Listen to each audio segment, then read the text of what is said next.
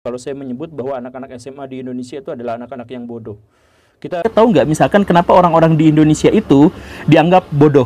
Salah satu alasannya adalah karena orang di Indonesia itu nggak pernah mau nanya. Kalau warga Konoha itu bodoh-bodoh. Tahu kalian, kalau di Konoha itu ada urusan mudah, ngapain dipermudah? Mesti dipersulit.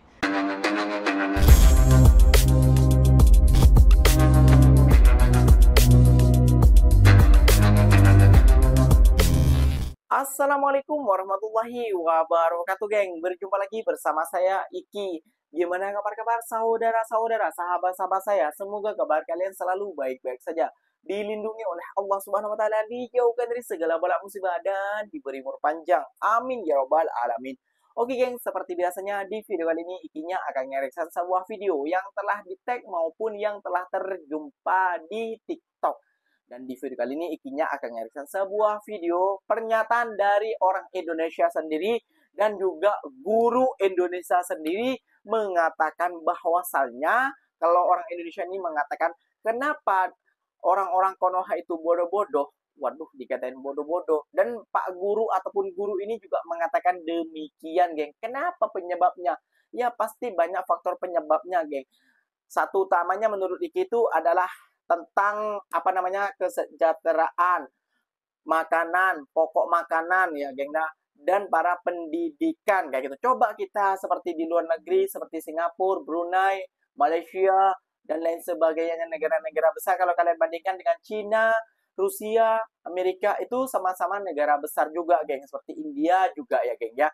Jangan kalian hina orang India ya. Banyak orang India ini yang menjadi CEO di internasional dunia kayak gitu ya, geng, ya. Oke, geng, kenapa sampai bilang seperti itu Pak Guru dan orang Indonesia ini, geng, sampai mengatakan orang-orang Indonesia ini kok dibilang bodoh? Kenapa alasannya? Jom kita simak bersama-sama.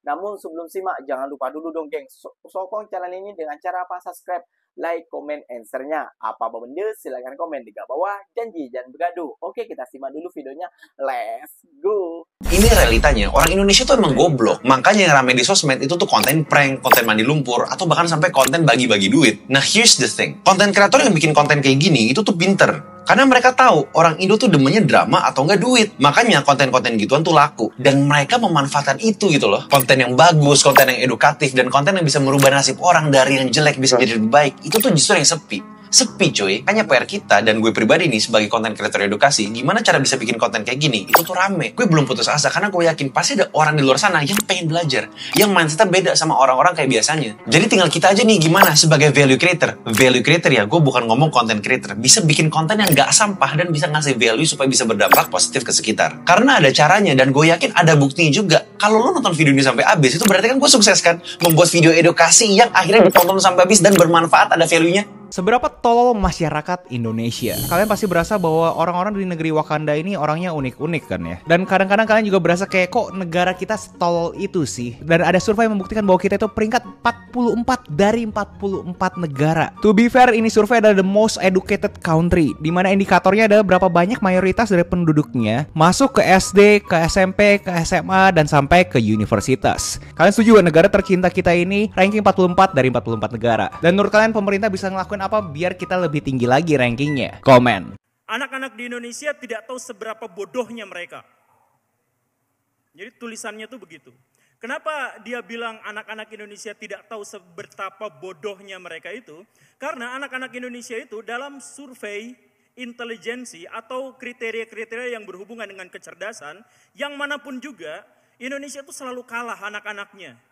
Jadi misalkan dia mencantumkan dalam artikelnya itu yang berbahasa Inggris, dia bilang gini, anak-anak SMA di Indonesia, yang lulus SMA di Indonesia, itu hanya 15% yang mampu menemukan kalimat inti dari sebuah paragraf. Kalimat inti dari sebuah paragraf hanya 15% yang tahu. Nah, dampaknya apa? Kemampuan mereka dalam berkomunikasi, kemampuan mereka dalam menyerap informasi, kemampuan mereka dalam mendemonstrasikan pemahaman melalui bahasa, itu cuma 15% yang sehat. Ini level terendah di dunia. 15% saja yang mampu menemukan kalimat inti dari sebuah paragraf. Jadi, kalau orang Indonesia dikasih hoax, kalau orang Indonesia dikasih penafsiran yang salah, kalau orang Indonesia dikasih data yang salah, maka generasi mudanya hanya 15% yang mampu memverifikasinya dan menemukan titik kesalahannya sehingga mereka mengambil kesimpulan yang benar. Sisanya salah. Kemudian si penulis itu juga menentukan kriteria bahwa betapa bodohnya masyarakat Indonesia ketahuan dari mereka tidak mampu untuk membaca data statistik. Begitu. Dan ada beberapa, ada banyak kriteria yang dia sebutkan di situ.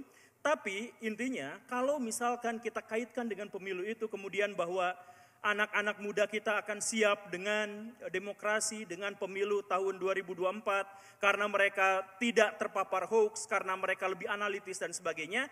Data-data akademis terkait dengan kadar intelektual anak-anak muda di Indonesia justru menunjukkan hal yang sebaliknya. Kalau saya menyebut bahwa anak-anak SMA di Indonesia itu adalah anak-anak yang bodoh. Kita menemukan ada banyak sekali laporan dan data yang menyebutkan bahwa 75% anak-anak SMA di Indonesia itu tidak bisa matematika dasar. 75% anak-anak SMA di Indonesia itu tidak bisa menemukan inti paragraf dalam sebuah paragraf. Dan 75% anak-anak SMA di Indonesia itu tidak bisa menginterpretasikan data. Bahkan setiap 3 tahun kita dipermalukan oleh laporan-laporan PISA yang selalu menyebut bahwa Indonesia itu ada di rekor terbawah dalam pendidikan yang diselenggarakan dibandingkan dengan negara-negara yang disurvei. Terbawah, terus-terusan yang terbawah seperti itu. Kita bisa menganalisis ini dalam konteks bahwa kita belum bisa menyelenggarakan pendidikan yang baik. Kita mengetahui bahwa sekolah-sekolah kita buruk, kita mengetahui bahwa kurikulum kita belum relevan dan sebagainya, dan itu sudah banyak sekali dijelaskan di channel ini. Nah, tapi itu bukan satu-satunya jawaban. Ada sumber lain yang menyebabkan bahwa anak-anak di Indonesia itu bodoh. Simak videonya sampai tuntas, karena kita harus menemukan solusi dari masalah yang sangat besar ini. Yuk kita mulai. Tahu nggak misalkan kenapa orang-orang di Indonesia itu dianggap bodoh? Salah satu alasannya adalah karena orang di Indonesia itu gak pernah mau nanya. Kalau di sekolah, guru ada yang mau ditanyakan, semuanya senyap, semuanya hening. Bahkan ketika ada orang yang sebenarnya memiliki pertanyaan, dia gak mau. Kenapa seperti itu? Karena sejak kecil dia dibiasakan untuk tidak mengambil keputusan, dan sekalinya dia dianggap mengambil keputusan, dia disebut bahwa keputusannya salah. Karena itu, dia senyap di kelas. Dan karena itu juga ketika dia ulangan, nah ini Baraya pasti mengalaminya. Ketika ulangan A, B, C, D, E misalkan, si anak itu sebenarnya tidak punya pilihan untuk mencontek karena di sekelilingnya adalah anak-anak yang lebih bodoh daripada dirinya. Misalkan, ya catat aja seperti itu. Tapi dia tetap cenderung untuk nyontek, walaupun nyontek kepada orang yang lebih bodoh daripada dia. Kenapa? Karena sebenarnya bukan gara-gara dia tidak jujur. Ya memang dia tidak jujur, tapi alasan dia mencontek yang paling utama adalah karena dia seringkali tidak pede. Kenapa warga Konoha itu bodoh-bodoh? Tahu kalian, kalau di Konoha itu ada urusan mudah, ngapain dipermudah? Mesti dipersulit. Kalau dipermudah, nanti nggak dapat duit. Jadi kalian kalau tahu, kalian komen di bawah. Ini ikinya tambahi sedikit-sedikit ya, geng ya. Kayak gini, geng.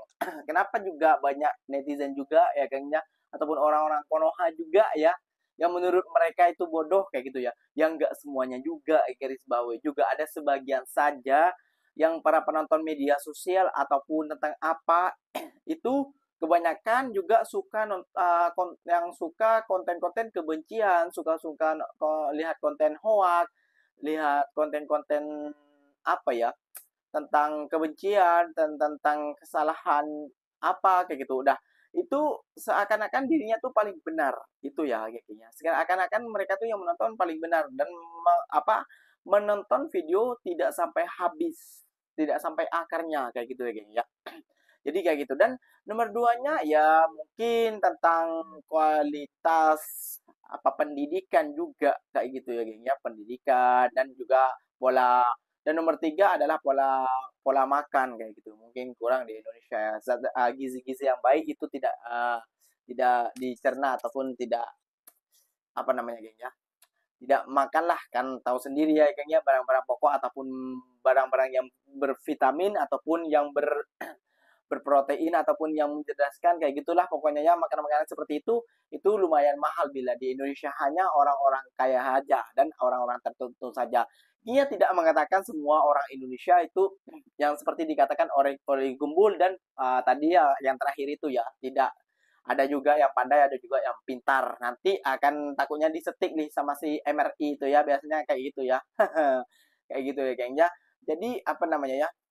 Kesimpulannya, mari kita berbenah diri dan mari kita didik anak kita untuk lebih baik ke depannya. Itu sih pendapat Ikinya kayak gitu ya, geng ya. Bila tersilap kata ataupun tersilap benda, silakan komen ataupun kritik Ikinya di kolom komentar. So, Ikinya pamit undur diri dulu. Wassalamualaikum warahmatullahi wabarakatuh, geng. Berjumpa lagi tahu di mana di next video. Bye bye.